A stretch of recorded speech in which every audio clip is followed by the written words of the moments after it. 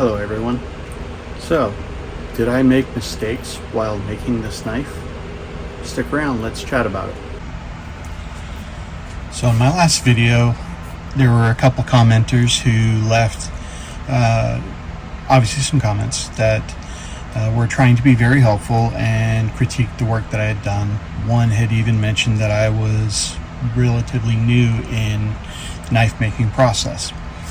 So one of the things that I had done with my video was I had shown me doing the scratch test with the 65 Rockwell hardness file. That was before I had tempered this. I had just taken off some of the scale, made it look nice, and then tested it then with that file. Well, long story short, after the temper, it is actually closer to 60 HRC. The 65 file does leave scratches. The 60 does not. It kind of skates a little bit. In some areas it will leave a scratch, but not much. And the perfect hardening between 54 to 61 is about where you want D2 steel to be. Now for a kitchen knife, you probably want that closer to 55. So yes, the blade's a little harder than it should be. But that's okay, because the intent of this knife is to be a slicer, not a chopper. So if it is knocked to the floor or treated roughly, could it break? Yes, there's a possibility. But everyone that uses this knife knows to be careful with it. It's a slicer. It's already drawn blood a couple times. Once on myself, once on my son. But those cuts closed up extremely quickly and there's no scar, so awesome stuff there. The bevel here, there is no micro bevel.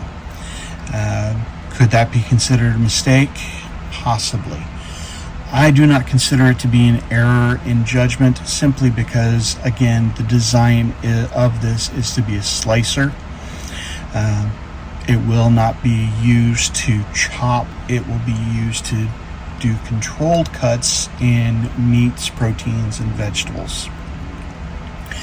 Now, one thing that did happen in my last video is I was very quick to try and use the original platen on my 2x42 belt grinder, as well as the small table. Now, what I did notice with my 1x30 with using the original small table, I was getting what I'm calling a smile in the blade itself. I happened to get that same issue with the small table on the 2x42 using my new bevel grinder, my new knife bevel jig. So upgrades have come in, and I can certainly say that I'm doing much better. As an example, I do not have the smile here, and this is only at a 36 grit, so my bevel line is not 100% where it needs to be, but it is a lot better, a lot more consistent across both sides of the knife. So that's where practice comes in. You make more knives, you get better at it, you get better at doing your bevels. This is still not 100% even on both sides, but this is a knife in progress, and as I go up in the grits, it's going to get better. So the two gentlemen that did make comments, one did recognize that I'm still new in my knife making journey, and he mentioned that using salt, rock salt, on the knife when it is at temperature, the salt will melt and will indicate that it is at the right temperature for quenching. Another trick is to use magnets. Well, I didn't show the magnet test in what I was doing. I was in a bit of a rush on that particular video, so yes, I didn't show that. I wasn't as transparent as I could have been.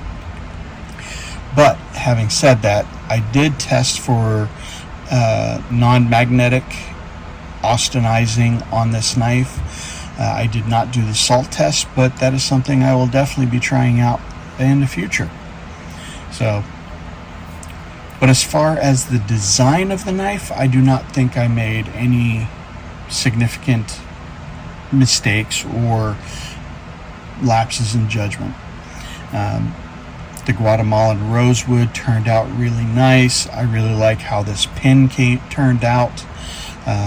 Again, I am taking steps to fix the smile, as you saw on the other knife. I am working to do a lot more on the hand sanding side. I do have stones where I'll be putting in micro bevels into some knives. So that's something I'll be looking to do later. But other than that, I think this was a very successful build, not because of the mistakes, but because of the experience and learning from it. And that is where this knife is extremely successful. So to the two gentlemen that made those comments on my previous video, thank you for being mentors. Thank you for your comments and looking to make me a better knife maker. That's what makes our community great, and thank you for making this channel even better.